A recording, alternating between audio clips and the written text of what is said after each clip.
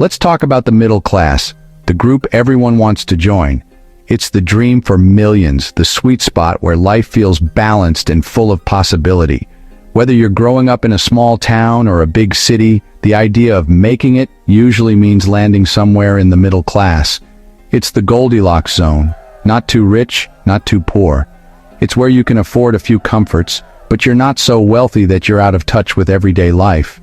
You can enjoy a nice meal out, take a holiday now and then, and still feel connected to your community. In Europe, being middle class is a big deal. It's the sign of a stable, successful country. It's a symbol that things are working as they should, that people have opportunities and a sense of belonging.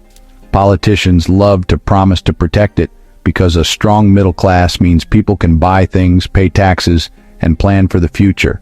It's the backbone of the economy, and when the middle class thrives, so does the whole country. But what does middle class really mean? It's not just about income or job titles, it's about security. It's about feeling like you have a safety net, that you're not one accident or job loss away from disaster. It's knowing you can pay your bills, see a doctor, and look ahead without constant fear. It's the comfort of knowing your kids can get an education, and your parents can retire with dignity. This is the social contract. Work hard, play by the rules, and you get a decent life. It's a promise that if you contribute, you'll be rewarded with stability and respect. Many European countries have built their identity around this promise with systems for healthcare, education, and pensions. These aren't just policies, they're part of what it means to be European. So when people worry about the middle class shrinking, it's not just economics, it's about the European way of life. It's about the fear that the next generation might not have the same opportunities. Middle class is more than a number. It's a feeling, a promise, and a goal. It's the hope that life can be fair and that hard work will pay off. But what it takes to get there, that's where things get complicated. The path to the middle class is changing, and for many, it's starting to feel out of reach. So, how do you know if you're middle class?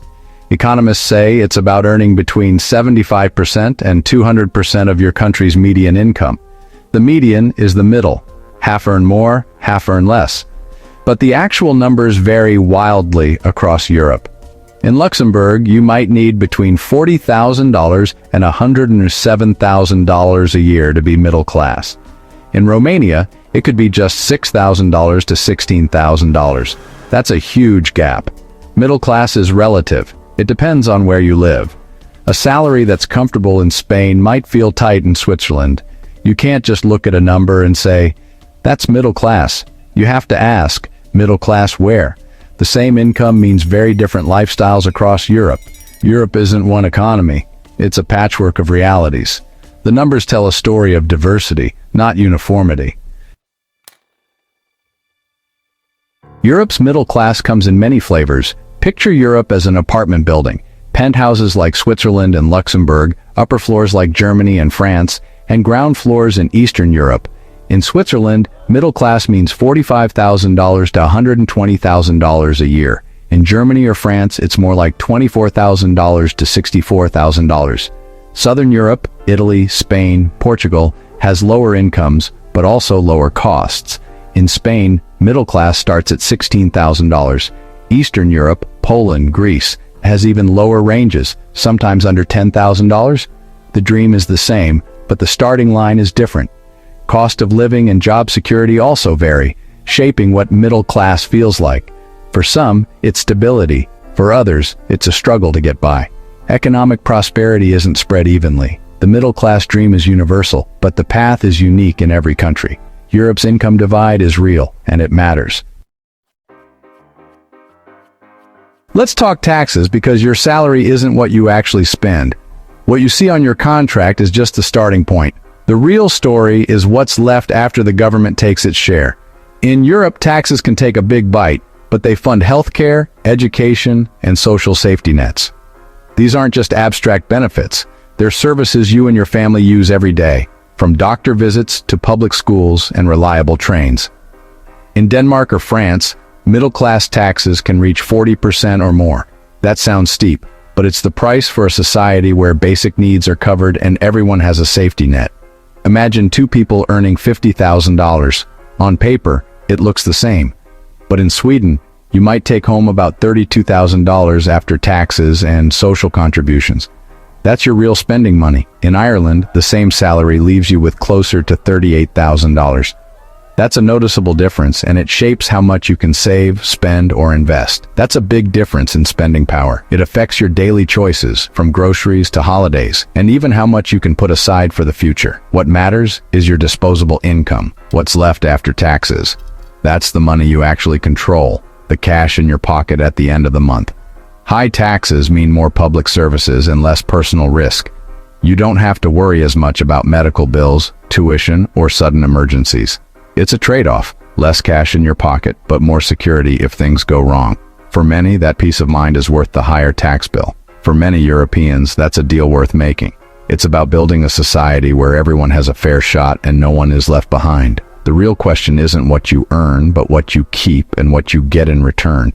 It's about the value you receive for every euro paid in taxes. The middle class in Europe is built on this balance. It's a system designed to support families, create opportunity, and reduce stress about the future. It's not just about money, but about peace of mind. That's the European model, a trade-off that many believe is worth every cent.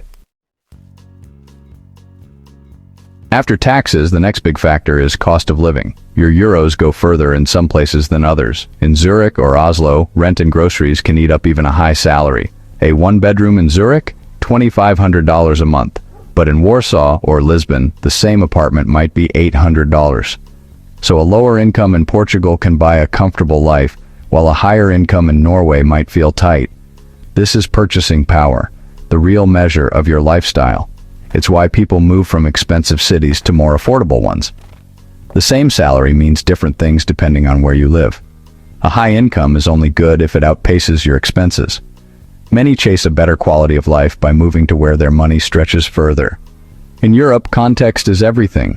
The cost of living is the great equalizer. Let's meet two families, two stories that reveal what it means to be middle class in Europe today.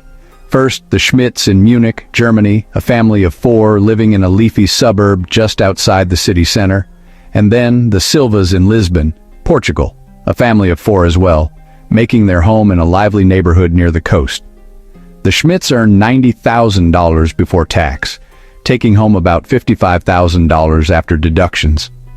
Their monthly rent is $1,800, groceries cost around $800, and after covering all their regular expenses, they have about $100 left for extras, savings, or the occasional treat. They carefully plan their budget, making sure every euro is accounted for.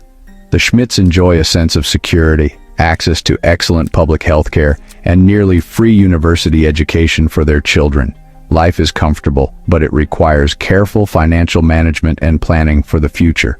The Silvas in Lisbon earn $45,000 a year, taking home about $32,000 after taxes. Their rent is $900, groceries cost $500, and after paying their bills, they have around $700 left each month. Their income is lower than the Schmidts, but so are their living costs.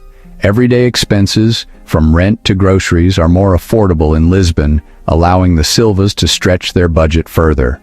They eat out more often, enjoy local cafes, and take short vacations to the beach or countryside, small luxuries that fit within their means.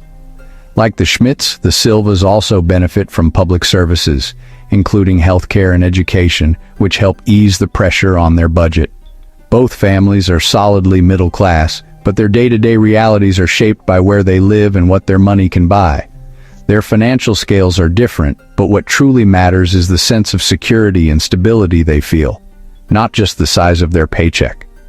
For both families, comfort means knowing their children are safe, their needs are met, and their futures are protected. The middle-class experience is shaped by local costs, public benefits, and the unique rhythms of daily life in each city. Comfort looks different in Munich and Lisbon. One might have a spacious apartment, the other a sunny balcony with a city view. But the feeling of belonging, happiness, and togetherness is the same for both. It's not just about the number on a paycheck. It's about what that number means in your community and how it shapes your life. That's the real story of Europe's middle class. Different numbers, different cities, but the same hopes and dreams. Being middle class in Europe isn't just about income. The social safety net, public healthcare, education, and pensions changes everything. In most of Europe, you don't worry about medical bills or massive student debt. That frees up money for savings, housing, and a better life. Free or low-cost university means young people can start their lives without crippling debt. The safety net is the bedrock of the middle class. It means losing your job doesn't mean losing your home or health coverage. This collective security is the trade-off for higher taxes. Wealth in Europe is measured by what you don't have to worry about. That's what keeps the middle class strong. But Europe's middle class is under pressure. Housing costs are soaring in cities, making it hard for young people to buy or even rent.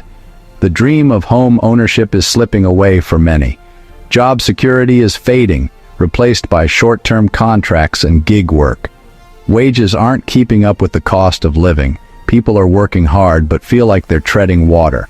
The middle-class squeeze is real: higher costs, less security, and stagnant pay. This is the big challenge for Europe: how to help the middle class thrive, not just survive.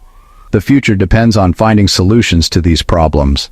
The middle-class dream is at a crossroads.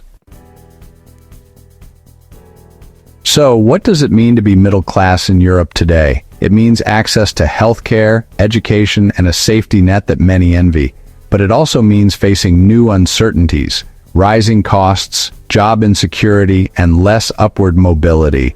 The promise that each generation will do better is no longer guaranteed. Europe's middle class is caught between security from the state and anxiety from the market. The future depends on how Europe adapts. Can it protect the middle-class dream?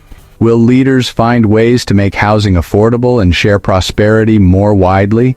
The meaning of middle class is about stability, opportunity, and dignity. Preserving that dream is Europe's central challenge. The future of the continent may depend on it. This video is for informational and educational purposes only. It does not constitute financial, legal, or investment advice.